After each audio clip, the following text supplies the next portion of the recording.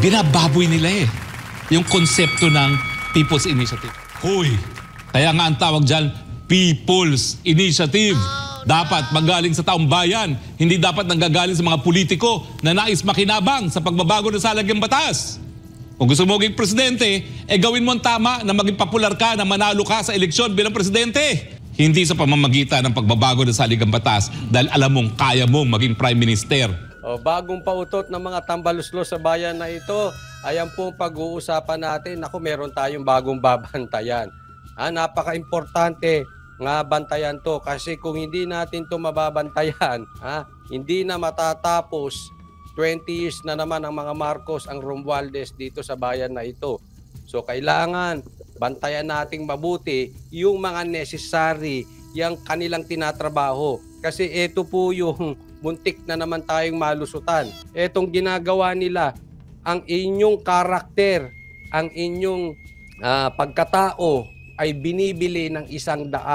Nako, grabe, bumababa na, no? Meron tayong nabalitaan. Ito, alam kong alam nyo to. Nung nakaraang eleksyon, may bayaran ng 300, pinakamababa, 500, may 1,500, may 1,000, 2,000. May mga bayaran ganon. Napabalita yan.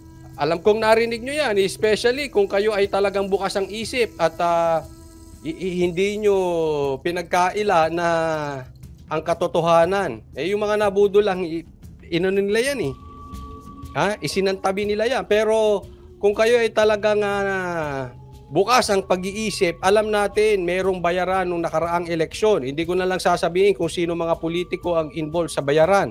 But definitely, kalat po sa balita ang bayaran. Pero ang nakakasakit ngayon, mababa na ang bayad sa pagkatao dati. Ngayon, 100 bumaba pa. Ganun po kalupit ang tingin ng mga politiko sa mga Pilipino. Ito po ay sadyang pagbababoy sa mga Pilipino. Ika nga ng isang abogadong hindi baboy. Mamaya i-discuss natin. Binababoy nyo na ang mga Pilipino. Grabe, no? 100. Malupit. 100 ibibigay mo ang posisyon sa kanila. At hindi natin alam kung kailan matatapos. 1 year, 5 years, 10 years, 20 years. Nako, grabe. Ay! Sabi ni Bright Naria, tama coach, lalo na yung mga hakot sa rally ng eleksyon. Ay, nako. Hakot, tapos sinamahan pa ng artista, rapper, musikero, ng mga sikat. Nako, wala na, tapos na.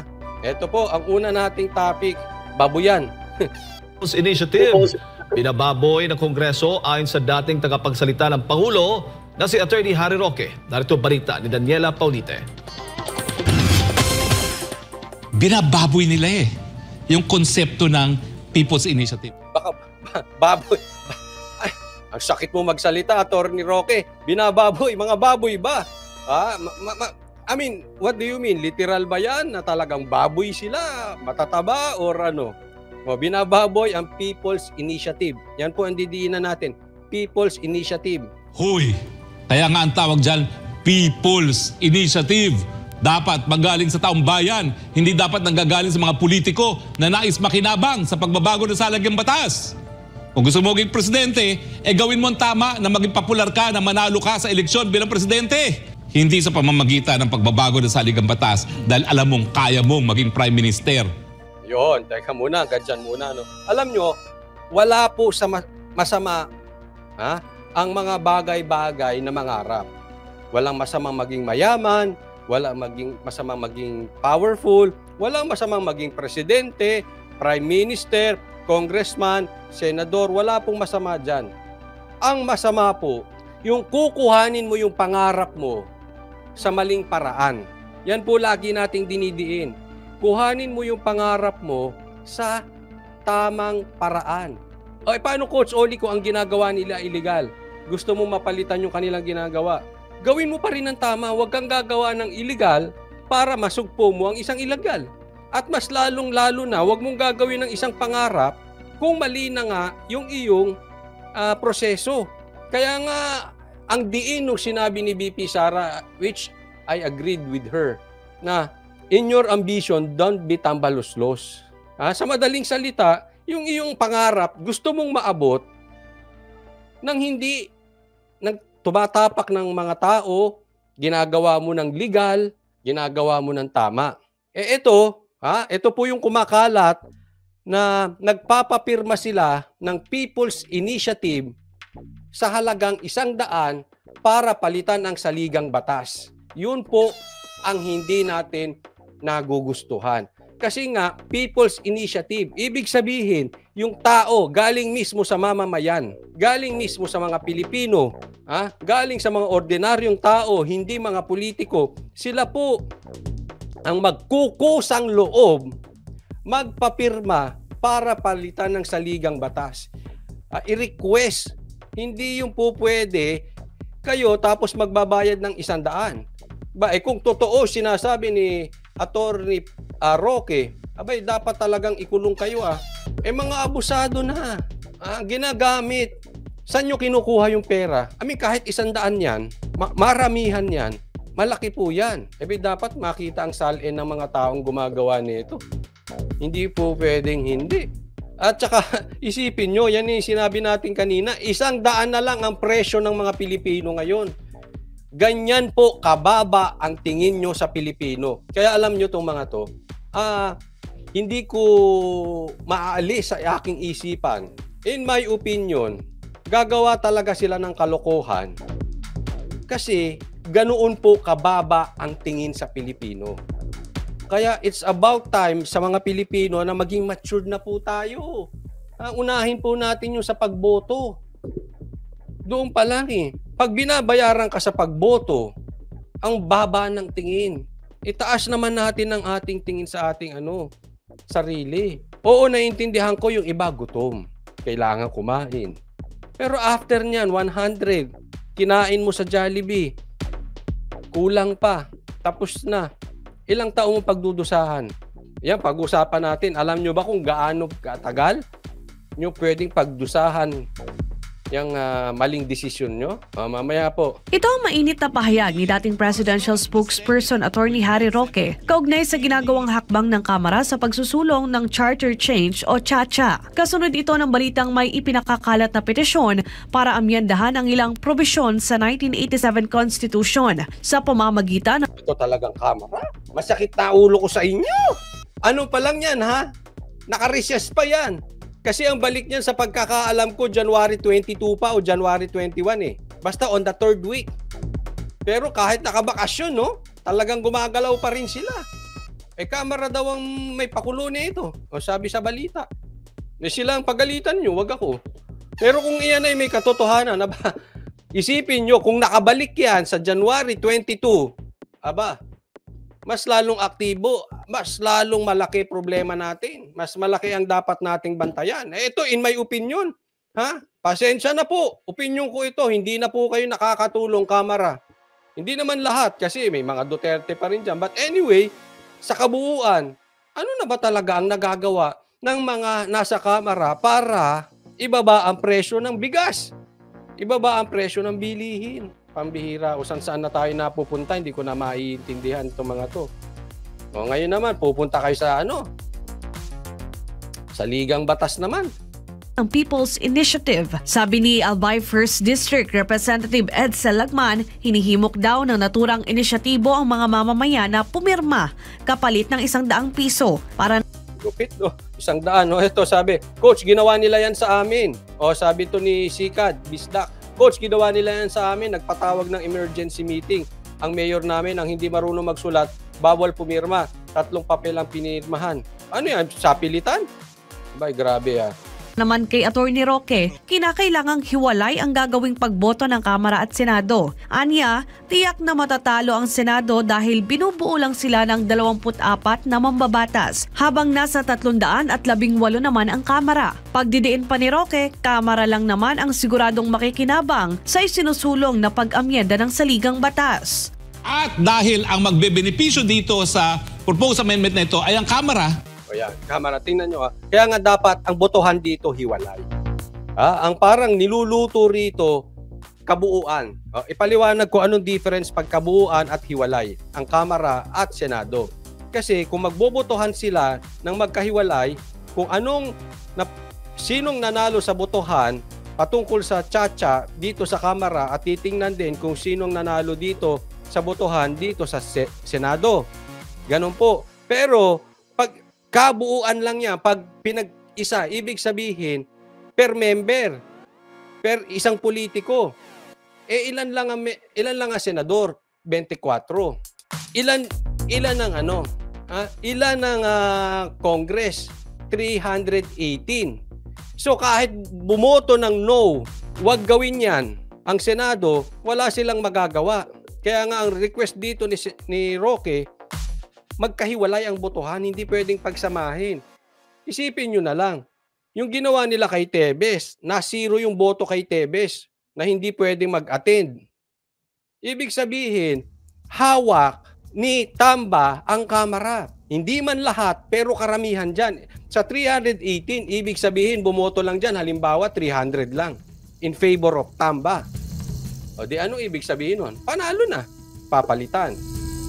Ganun po yun. Eto masakit. Tatandaan po natin. Sino ba ang makikinabang? Andyan lagi nyo titingnan. Kahit saan bagay. Sino ang nakikinabang pag meron silang gustong gawin? Tapos, pag nasilip nyo kung sinong makikinabang, doon nyo silipin kung tama ba o mali. Ngayon, puntahan natin, sino bang makikinabang dito? Kamara. Bakit kanyo Kamara? Kasi pagka napalitan yan, gusto nilang gawin tayong parliamentary. Hindi na presidente po, prime minister na. Okay? Pag naging parliamentary tayo, malakas na po ang Kongreso. At pag malakas ang Kongreso, alam nyo na, may mga pabor dyan, hindi natin alam, may mga proyekto, etc., etc., pero makapangyarihan yan. Sila ngayon ang lulutang na makapangyarihan sa buong Pilipinas. Bakit kanyo? Kasi hindi na po Pilipino ang maglalagay ng Prime Minister. Hindi po. Yung pinakamataas na posisyon, hindi po Pilipino maglalagay. Ang maglalagay niyan ay ang Congress na. Ang mga congressman. Naintindihan nyo po, magkaiba po ang presidential at saka parliamentary. So, yung magiging Prime Minister ang maglalagay diyang Congress. Hawak ni Tamba ang Congress. Yun ang masakit doon. At sa aking pagkakaunawa, wala pong limit ang Prime Minister. Unlike pag presidente ka 6 years, hindi ka pa pwedeng tumakbo ulit. Naintindihan nyo? Kaya nga kung tutuusin, ang galing pa sana ni PRRD, pero hindi na siya pwedeng tumakbo ulit eh. Kailangan niya ng bitawan after 6 years. Dito hindi. Hanggat hawak ng Prime Minister ang congressman, hanggat masaya ang congressman, ibig sabihin hanggat napababiyaan sila ng proyekto, kung ano-ano, travel expenses, kung ano-anong expenses na budget, kasyuduan, etc., etc., ang Prime Minister hindi pwedeng maalis. Bakit? Malakas sa congressman eh. So, ibig sabihin, ang isang Prime Minister pwedeng 1 taon lang, 5 taon, 10 taon, o 20 years. Gaya ng dati. Ngayon nga, hindi na kayo makatiis sa nangyayari sa Pilipinas. 1.5 taon pa lang. Imagine ninyo, Prime Minister nyo, si Tamba, for 20 years. Type nyo. Sige nga. Imagine ninyo lang. Baka hindi nyo ma-imagine 2 years Prime Minister si Tamba eh. Posible yan, ha? Hanggat alam nyo naman ang Congress eh. Hanggat nabibiyayaan yan, hindi ko sila iniinsulto, but reality. Reality, make them happy. At lahat po ng Pilipino, masaya yan, basta busog yan. Kaya nyong tanggalin si Tamba? Hindi nyo na matatanggal yun. Kaya ito pagtuunan natin ng pansin. Ha? Pagtuunan natin ng pansin to. Hindi dapat makalusot to. Kaya nga sabi, even si Amy Marcos, which I don't promote her, huwag nyo pong iboboto si Amy Marcos, ito maliwanag. Pero hindi kasi kaya maging presidente nito eh.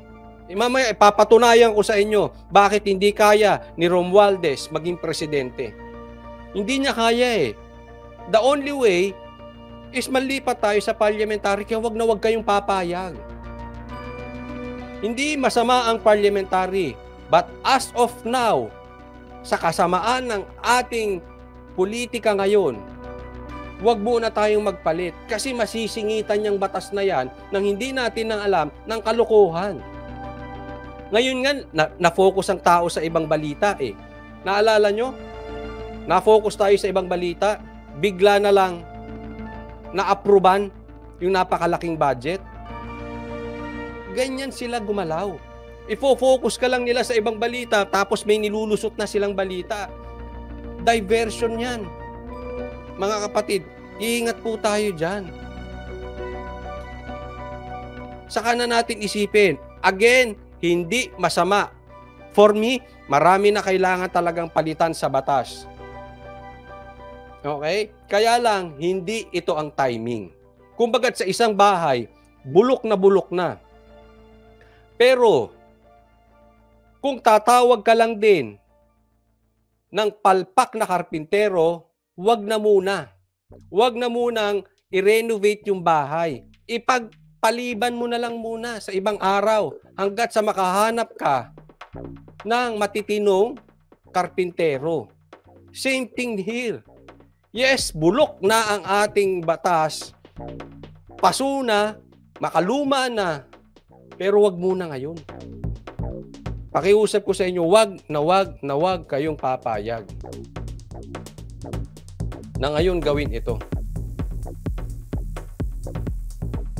Dahil masusunod na ang gusto ng Kamara kung paano baguhin ang ating saligang batas at isa na dyan po yan ay para buwagin nga ang Senado at gawing Parliament ang Kongreso para sa ganon ang Speaker ang magiging Prime Minister.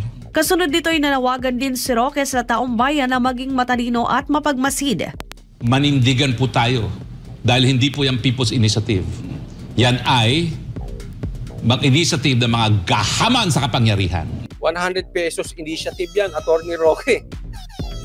Nain mo, maglalagay ka ng Pilipino dyan na uupo sa halagang 100 pesos.